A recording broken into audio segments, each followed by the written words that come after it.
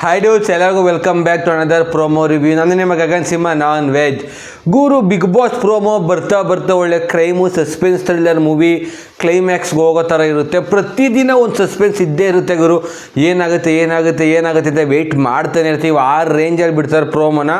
ಒಂದೊಂದು ದಿನ ನೋಡಿದ್ರೆ ಎಪಿಸೋಡ್ಗಿಂತ ಪ್ರೋಮೋನೇ ಸಖತ್ತಾಗಿರ್ತೈತೆ ಗುರು. ಆ ರೇಂಜಿಗೆ ಬಿಟ್ಟಿರ್ತಾರೆ.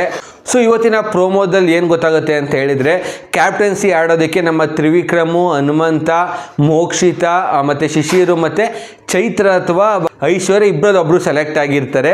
ಸೊ ಅವ್ರು 5 ಜನ ಏನಿದ್ದಾರೆ, ಮಿಕ್ಕಿರೋ 5 ಜನ ಅಂದರೆ ಧನರಾಜ್ನ ಬಿಟ್ಟು ಮಿಕ್ಕಿರೋ 5 ಜನನ ಒಬ್ಬೊಬ್ಬರು ನೀವು ಟೀಮ್ಗೆ ಸೇರಿಸ್ಕೊಬೇಕು. ಲೈಕ್ ಈ ವಾರ ಕ್ಯಾಪ್ಟನ್ಸಿ ಆಗೋದು ಬಟ್ ಕ್ಯಾಪ್ಟನ್ಸಿ ಆಗೋಕ್ಕೆ ಇನ್ನೊಬ್ಬನ ಹೆಲ್ಪ್ ತಗೊಂಡು ಜೋಡಿಯಾಗಾಡಿ ಕ್ಯಾಪ್ಟನ್ ಆಗಬೇಕು. ಕ್ಯಾಪ್ಟನ್ ಆಗೋದು ಒಬ್ಬನೇ, ಬಟ್ ಆಡೋದು ಇಬ್ಬಿಬ್ರು ಕ್ಯಾಪ್ಟನ್ಸಿಗೆ. ಸೊ ರಜತ್ ಅವ್ರನ್ನ ಡೈರೆಕ್ಟಾಗಿ ತ್ರಿವಿಕ್ರಮ್ ಅವ್ರು ಬುಟ್ಟಿಗೆ ಹಾಕೊತಾರೆ. ಸೊ ನಾವು ಪ್ರತಿದಿನ ನೋಡಿದ್ರೆ ತ್ರಿವಿಕ್ರಮ್ ಮನೆಯವ್ರು ಪ್ರತಿಯೊಬ್ಬರ ಜೊತೆನೂ ಚೈತ್ರವನ್ನ ಬಿಟ್ಟು ಈ ಎಲ್ಲರ ಜೊತೆನೂ ಈ ಕ್ವೆಶನ್ ಚೆನ್ನಾಗಿ ಇಟ್ಕೊಂಡವ್ರೆ. ಅವ್ರು ಯಾರನ್ನ ಕೇಳಿದ್ರು, ಯಾರನ್ನ ಹೋಗಿ ಅಪ್ರೋಚ್ ಮಾಡಿದ್ರು ಅವ್ರ ಪರವಾಗಿ ಆಡೋ ಥರ ಮಾಡ್ಕೊಂಡವ್ರೆ. ಈವನ್ ಮಂಜಣ್ಣನ ಕೇಳಿದ್ರು ಕೂಡ ಮಂಜಣ್ಣ ತ್ರಿವಿಕ್ರಮ್ ಪರ ಆಡ್ತಾಯಿದ್ರು. ಯಾರನ್ನ ಕೇಳಿದ್ರು ತ್ರಿವಿಕ್ರಮ್ ಪರ ಆಡ್ತಾಯಿದ್ರು. ಅದು ಸ್ಟ್ರಾಟಜಿ ಸಕ್ಕತ್ತಾಗಿ ಮಾಡ್ತಾವ್ರೆ. ಈ ಎಲ್ಲರ ಜೊತೆನೂ ಚೆನ್ನಾಗಿ ಜೆಲ್ಲಾಗಿ ಎಲ್ಲರ ಜೊತೆನೂ ಚೆನ್ನಾಗಿ ಆಡ್ತಾ ಇದ್ದಾರೆ ತ್ರಿವಿಕ್ರಮ್ ಅವರು. ಮತ್ತು ಇನ್ನೊಂದು ಕಡೆ ಶಿಶಿರವರು ಭವ್ಯವ್ರನ್ನ ಸೆಲೆಕ್ಟ್ ಮಾಡ್ತಾರೆ ನನ್ನ ಪರವಾಗಿ, ಅಂದರೆ ನನ್ನ ಜೊತೆ ಭವ್ಯವ್ರು ಆಡ್ತಾರೆ ಅಂತ. ಅದನ್ನ ಬಿಟ್ಟರೆ ಇನ್ನೊಂದು ಕಡೆ ನಮ್ಮ ಹನುಮಂತ ಮಂಜು ಕಾಕ ಅಂತ ಮಂಜಣ್ಣ ಟೀಮ್ ಕರ್ಕೊಂಡವನೇ. ಸೊ ಹನುಮಂತ ಮತ್ತು ಮಂಜಣ್ಣ ಒಂದು ಟೀಮಲ್ಲಿ ಆಡ್ತಾರೆ. ಅದನ್ನ ಬಿಟ್ಟರೆ ಚೈತ್ರ ಮತ್ತು ಐಶ್ವರ್ಯ ಒಂದು ಟೀಮಲ್ಲಿ ಆಡ್ತಾರೆ. ಯಾರು ಕ್ಯಾಪ್ಟನ್ಸಿಗೆ ಆಡ್ತಾವ್ರೆ ಅದು ಕ್ಲಾರಿಟಿ ಇಲ್ಲ ನನಗೆ. ಪ್ರಾಬಬ್ಲಿ ಐಶ್ವರ್ಯ ಅವರು ಕ್ಯಾಪ್ಟನ್ಸಿಗೆ ಆಡ್ತಾ ಇರಬೇಕು. ಐಶ್ವರ್ಯ ಅವ್ರ ಜೊತೆ ಚೈತ್ರ ಆಡ್ತಾವ್ರೆ ಅಂತ ಅನಿಸುತ್ತೆ. ಸೊ ಅವ್ರನ್ನ ಬಿಟ್ಟರೆ ನೆಕ್ಸ್ಟ್ ಇನ್ನು ಯಾರು ಮಿಕ್ಕವ್ರೆ ಅಂದರೆ ಮೋಕ್ಷಿತ ಮಿಕ್ಕವ್ರೆ. ಸೊ ಮೋಕ್ಷಿತಗೆ ಮಿಕ್ಕಿರೋ ಒಂದೇ ಆಪ್ಷನ್ ಯಾರಪ್ಪ ಅಂದರೆ ಗೌತಮಿ ಸೆಲೆಕ್ಟ್ ಮಾಡಲೇಬೇಕು. ಅದು ಬಿಟ್ಟು ಬೇರೆ ಏನೂ ಆಪ್ಷನ್ ಇಲ್ಲ ಇವಾಗ ಮೋಕ್ಷಿತ ಅವ್ರಿಗೆ. ನೀವು ನೆನ್ನೆ ಟಾಸ್ಕ್ ನೋಡಿದರೆ ಮೋಕ್ಷಿತ ಅವರು ಗೌತಮಿ ಬೆನ್ನಿಗೆ ಚಾಕ್ ಚುಚ್ಚುವಾಗ ಒಂದು ರೀಸನ್ ಕೊಡ್ತಾರೆ. ಗೇಮ್ ಆಡಬೇಕಾದ್ರೆ ಯುವರಾಣಿಗೆ ನಮಸ್ಕಾರ ಮಾಡಲ್ಲ, ಅದೇನೋ ತಲೆ ಬಗ್ಸಲ್ಲ, ಅದವ್ರು ಪರ್ಸ್ನಲಾಗಿ ತೊಗೊಂಡ್ಬಿಟ್ರು. ಈಗೋ ಅಡ್ಡ ಬಂತು. ಸೊ ಟಾಸ್ಕಲ್ಲಿ ಅವೆಲ್ಲ ಬರಬಾರ್ದು. ಗೇಮ್ ಬಿಗ್ ಬಾಸ್ ಮನೇಲಿ ಅವೆಲ್ಲ ಏನೂ ಬರಬಾರ್ದು. ಸೊ ಅದು ಬಂದಿದ್ದು ತಪ್ಪು ಅಂದ್ಬಿಟ್ಟು ನಾನು ನಾಮಿನೇಟ್ ಮಾಡ್ತೀನಿ ಅಂತ ಚಾಕ್ ಚುಚ್ಚಿದ್ರು. ಸೊ ಇವತ್ತು ನೋಡಿದ್ರೆ ಕ್ಯಾಪ್ಟನ್ಸಿ ಆಗೋದಕ್ಕೆ ಗೌತಮಿನ ಸೆಲೆಕ್ಟ್ ಮಾಡ್ಕೊಳ್ಳಿ ಅಂತ ಬಿಟ್ಟರೆ ಮೋಕ್ಷಿತ್ ಅವ್ರಿಗೆ ಎಷ್ಟು ರೀಸನ್ಸ್ ಹೇಳ್ತವ್ರು ಮೋಕ್ಷಿತ್ ಅವರು ಅಂತ ಹೇಳಿದ್ರೆ, ನಾನು ಕ್ಯಾಪ್ಟನ್ಸಿ ಆಗದಿದ್ರೂ ಪರವಾಗಿಲ್ಲ, ನಾನು ಅವ್ರ ಸಹಾಯ ತಗೊಂಡು ಮಾತ್ರ ಕ್ಯಾಪ್ಟನ್ ಆಗಲ್ಲ. ಮನೆಯಿಂದ ಬೇಕಾದ್ರೆ ಬಿಗ್ ಬಾಸ್ ನಾಳೆ ಕಳಿಸೋದು ನಾಳೆನೇ ಆಚೆ ಹೊಟ್ಟೋಯ್ತೀನಿ, ನಾನು ಅವಳ ಹೆಲ್ಪ್ ಮಾತ್ರ ತಗೊಳ್ಳಲ್ಲ. ಅದಾದಮೇಲೆ ನೋಡ್ಬೇಕು ಗುರು, ನನ್ನ ಸೆಲ್ಫ್ ರೆಸ್ಪೆಕ್ಟ್ ಮಾಡಿ ನನಗೇನೂ ಅಲ್ಲ, ನನಗೆ ಈಗೋ ಜಾಸ್ತಿ ಗುರು. ನೆನ್ನೆ ಇದೇ ರೀಸನ್ ಕೊಟ್ಬಿಟ್ಟು ಮಾಡೋರೆ. ಮತ್ತು ವೀಕೆಂಡಲ್ಲಿ ಸುದೀಪ್ ಸರ್ ಕೂಡ ಇದೇ ರೀಸನ್ ಇಟ್ಕೊಂಡು ಬೈದರು. ಈಗೋ ನೀನು ಅನ್ಕೊಟ್ಟೆ, ನಾನು ನಿನ್ನ ಕೊಡ್ತೀನಿ, ಸೆಲ್ಫಿಶಾಗಿ ಆಡಬೇಡಿ, ಈಗೋ ಸೈಡ್ಗೆ ಇಟ್ಬಿಟ್ಟು ಆಡಿ ಅಂತ ಸುದೀಪ್ ಸರ್ ಅಷ್ಟು ಬೈದವ್ರೆ.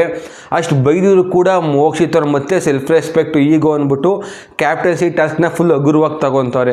ಲಾಸ್ಟ್ ವೀಕು ಟಾಸ್ಕ್ನ ಹಗುರವಾಗಿ ತೊಗೊಂಡ್ರಿ ಅಂತ ಮನೆಯವ್ರು ಎಲ್ಲ ಬೈಸ್ಕೊಂಡ್ರು. ಈ ವಾರನೂ ಕ್ಯಾಪ್ಟನ್ಸಿ ಟಾಸ್ಕ್ನ ಹಗುರವಾಗಿ ತಗೊತಾರೆ ಮೋಕ್ಷಿತ್ ಅವರು.